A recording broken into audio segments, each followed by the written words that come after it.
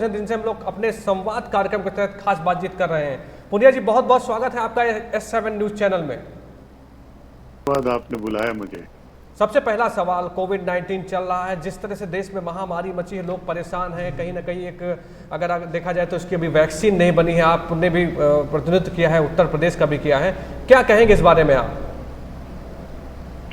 देखिए, corona virus संकट जिस तरह से अपने पैर फैला रहा है वो पहले अंदाज नहीं किया था, क्योंकि तो पहला लॉकडाउन डिक्लेयर करते समय प्रधानमंत्री जी ने कहा था कि महाभारत हमने 18 दिन में जीता था, हम कोरोना को 21 दिन में जीतेंगे जी। और उसके बाद कितने 21 दिन चले गए। पहले जब कोरोना वायरस का लॉकडाउन डिक्लेयर किया था उस समय 526 केस थे और लगभग 10 के करीब मौतें हुई थी। और जो पहला 1 लाख की फिगर पहुंची थी, आंकड़ा पहुंचा था जी। वो 110 दिन में पहुंचा था जी। और अब 7 लाख से 8 लाख का आंकड़ा वो केवल 3 दिन में, और अब लगभग 30,000 के करीब पर डे आ रहे हैं। और जगह जगह पर दोबारा लॉकडाउन डिक्लेयर करने की बात हो रही है।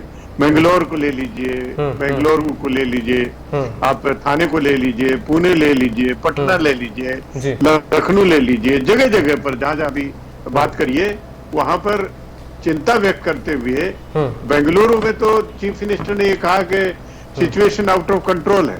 तो अपनी जगह जो भी हमारी रणनीति रही है, जो हमारा अंदाज रहा है, जो हमारे विशेषज्ञों ने सरकार को बताया, वो सही बात नहीं हुई। किसी को कोई अंदाज ही नहीं। ये बात सही है, आप कह रहे हैं कि इसकी कोई दवा नहीं है, कोई वैक्सीन नहीं है, तो उसका इलाज तो केवल एक है कि अपने आप को सुरक्षित रखो, मास्क पहन के निकलो बाहर, सोशल डिस्टेंसिंग मेंटेन करो, जहाँ क्राउड के बीच में ना जाइए, क्राउड में जाए तो वहां सोशल डिस्टेंसिंग मेंटेन करिए। अगर कोई सिम्टम्स, खांसी, जुकाम, बुखार की बात आती है तो वो डॉक्टर से कंसल्ट करिए। अगर हर व्यक्ति अपने सावधानी बरतेगा, अपने प्रिकॉशन लेगा और अपने आप को सुरक्षित रखेगा, हर व्यक्ति अगर इस तरह से करेगा तो पूरा देश सुरक्षित रहेगा। तो ये बहुत अनिवार्य है अपने में, लेकिन जिसकी हैंडलिंग करने में जो मिसमैनेजमेंट कहीं ना कहीं अवश्य दिखाई दिया है सरकार की तरफ से। नहीं तो मुंबई में आपकी सरकार है, कांग्रेस की सरकार है, वहां पे इतना भयानक कोरोना वायरस फैला हुआ है, तो वहां पे कैसे आपकी सरकार जहां पे, वहां पे विफलता कैसे आप देखते हैं, क्या देखते हैं इस बारे में आप? देखिए, इसमें आपकी और तुम्हारी सरकार की बात नहीं है जी। ये कोरोना वायरस का और इसमें लॉकडाउन डिक्लेयर करने का जी कोई राज्य सरकारों के ऊपर निर्भर नहीं था जी। वो पूरी की तरह से केंद्र सरकार के द्वारा निर्धारित है, हर चीज निर्धारित है, जो पॉलिसी है वो केंद्र सरकार के द्वारा निर्धारित है और गाइडलाइंस हर बार जारी की जाती हैं और उसमें स्पष्ट निर्देश होता है कि इसको कठोरता से पालन करना होगा। आप इसमें और कठोर कर सकते हैं लेकिन इसमें स्थिरता नहीं कर सकते, ये गाइडलाइंस में ही लिखी है। तो इसलिए महाराष्ट्र है और वो हो, और मैं कोई यहाँ पर महाराष्ट्र सरकार में अगर कमी है कहीं तो उसको बचाने के लिए, उसको डिफेंड करने के लिए नहीं बैठा हूँ। ये सवाल है, आज देश का सवाल है, कोरोना वायरस को, संकट को दूर करने का है। और जो नेतृत्व और जो सहायता, जो सपोर्ट केंद्र सरकार से मिलना चाहिए था हर राज्य को, जिसमें भारतीय जनता पार्टी के राज्य हैं वो भी सम्मिलित हैं, वो जो मिलना चाहिए था वो नहीं मिला।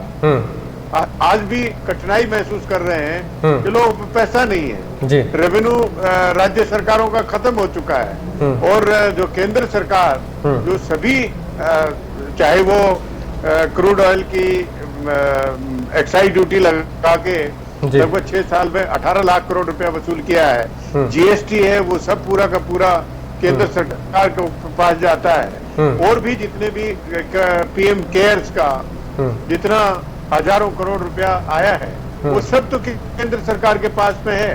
तो इसका अंश कहीं ना कहीं राज्य सरकारों तक तो पहुंचना चाहिए, ताकि काम करने वाले तो राज्य सरकार है, हर राज्य सरकार अपना जुटी है कोरोना वायरस को फाइट करने का, मौके पर लड़ाई लड़ने का।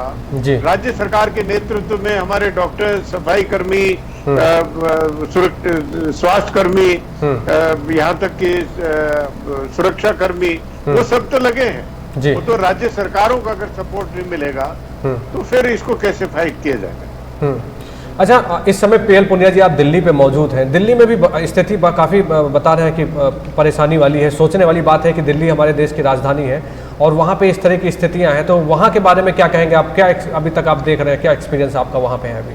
देखिए, दिल्ली भी अब 1,20,000 से ज्यादा केसेस हो गए हैं जी, अकेले दिल्ली में जी।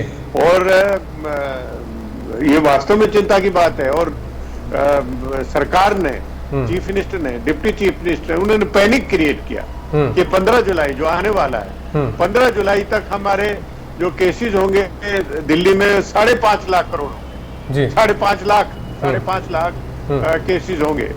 तो और लेकिन ये अनुमान तो सही नहीं निकला। 1,20,000 ही अभी हैं और जुलाई के अंत तक हो सकता है कि वो 1.5 लाख हो जाए या 1,80,000 हो जाए, मैक्सिमम 2 लाख हो जाएंगे।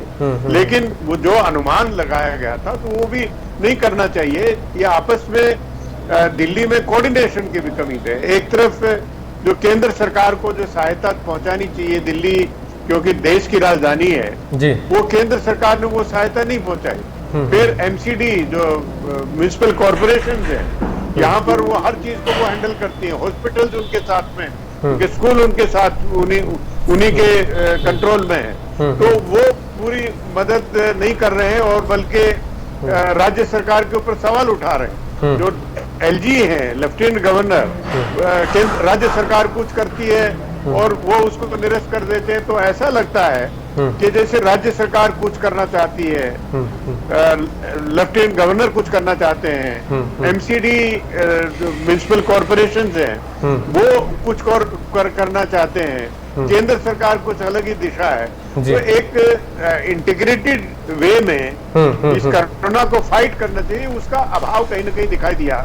लेकिन ये संतोष की बात है दिल्ली में कि यहाँ पर जो रिकवरी रेट है वो लगभग 80% है। अगर 100 केसेस आते हैं तो 80 उसमें से ठीक हुए हैं और 20 अभी इलाज चल रहा है या जिनकी मौत हो गई है। तो ये स्थिति अपने आप में है। लेकिन यहाँ पर मैं समझता हूँ अब पहले जो चिंता व्यक्त की जा रही थी वो अब चिंता नहीं व्यक्त की जा रही। केंद्र सरकार ने आगे बढ़कर दिल्ली का साथ दिया, समर्थन दिया और जो पैरामिलिट्री फोर्सेस के द्वारा जो कोरोना हॉस्पिटल का निर्माण किया है जिसमें 10,000 बेड्स हैं, तो वो एक बहुत अच्छी बात है, एक संतोष की बात है, एक आत्मविश्वास पैदा होता है। अगर ज्यादा केसेस बढ़े तो हमारी व्यवस्था तो है। जी। अच्छा पुनिया जी, आपका उत्तर प्रदेश से एक बहुत देखा जाए तो बहुत बढ़िया आपका उत्तर प्रदेश में एक्सपीरियंस था। आप अधिकारी के तौर पे आपने उत्तर प्रदेश को संभाला था और वहीं दूसरी ओर देखा जाए तो बाराबंकी से आप चुनाव लड़के, आप सांसद भी थे, आपके बेटे भी अभी चुनाव लड़े थे। उत्तर प्रदेश को कैसे देखते हैं? आपको क्या लग रहा है उत्तर प्रदेश को देख के आप? नहीं, उत्तर प्रदेश में एक तो कोरोना वायरस का जहां तक सवाल है जी, उसमें जो टेस्टिंग जितनी होनी चाहिए थी वो टेस्टिंग का अभाव रहा। और पीछे कहा भी हमारे राष्ट्रीय महासचिव श्रीमती प्रियंका गांधी जी ने, उन्होंने स्पष्ट रूप से कहा कि नो टेस्टिंग नो कोरोना।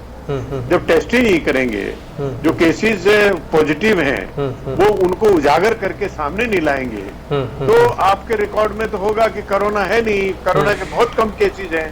तो ये एक कमी अवश्य रही है और इसको स्पष्ट रूप से बहुत मैसिव स्केल पर कोरोना वायरस के इसमें टेस्टिंग होनी चाहिए ताकि केसेस का पता लग सके और केसेस का पहले पता लग जाए। क्योंकि आईसीएमआर ने भी कहा है कि 80 to 85% केसेस ऐसे हैं जो एसिम्टोमेटिक है, जिसमें सिम्टम्स नहीं है, जिसमें खांसी बुखार जुकाम नहीं है, लेकिन वो कोरोना पॉजिटिव है। तो ऐसे कोरोना पॉजिटिव वो तो स्वयं ठीक है, लेकिन वो जहां जहां भी संपर्क करेंगे उनको कोरोना फैलाएंगे और जो कमजोर होगा, जिनका इम्यूनिटी कमजोर है तो उससे ग्रसित होंगे, उससे प्रभावित होंगे और उनको डैमेज करेंगे। तो जितना ज्यादा टेस्टिंग करके जो ऐसे भी हैं जिनके सिम्टम्स नहीं है लेकिन कोरोना पॉजिटिव है, उनका इलाज करके, उनको सेग्रीगेट करके, उनको क्वारंटाइन करके अगर अलग से रखा जाएगा तो इससे प्रभाव पड़ेगा और राज्य सरकार को करना चाहिए। अभी 2 दिन का लखनऊ में क्वारंटाइन इसमें लॉकडाउन डिक्लेयर किया। जी जी अब 2 दिन के लॉकडाउन का क्या माने हैं, मेरी तो नहीं समझ में आया कि 2 दिन में क्या करेंगे, क्या कर सकते हैं, क्या तैयारी है। आप कह रहे हैं कि पूरे शहर को सैनिटाइज कर देंगे, तो इस तरह की बातें हो रही हैं और इसके पीछे क्या लक्ष्य है, क्या उद्देश्य है राज्य सरकार का, ये मेरी समझ में नहीं आया। नहीं, मैं मानता हूं कि पुनिया जी, मैं मानता हूं कि चलिए ठीक है, राज्य सरकार कुछ ना कुछ तो प्रयास कर ही रही, लेकिन सबको एकजुटता के साथ में रहना चाहिए, जिससे साफ तौर पे मैसेज जाए कि कोरोना वायरस से किस तरह से निपटना चाहिए। आपका भी प्रयास जारी है, आपने भी अपनी बातों को सामने रखा। S7 न्यूज की लॉन्चिंग है आज, पुनिया साहब क्या कहेंगे आप हमारे बारे में? हमारी टीम जो है कोरोना टाइम में भी लड़ रही है, लोगों से मिल रही, पत्रकारों के बारे में क्या कहना, थोड़ा सा मुझे इस बारे में बताइए आप। देखिए, S7 को बधाई है, मुबारक है, और जो लॉन्चिंग हो रही है, और मुझे पूरा विश्वास है कि वो जिस तरह से जागरूकता के साथ में अभी तक काम करती रही है, जिस तरीके से लोगों से जनसंपर्क करके एक जागरूकता एक अभियान के रूप में करती रही है, आप पत्रकारिता के माध्यम से, जर्नलिस्ट के माध्यम से भी आप है, और जनता तक सीधे पहुंचने का प्रयास कर रहे हैं, ज्यादा से ज्यादा प्रयास कर रहे हैं, तो वो बहुत सराहनीय कदम है। आपको जितनी भूरी भूरी प्रशंसा की जाए उतनी कम है।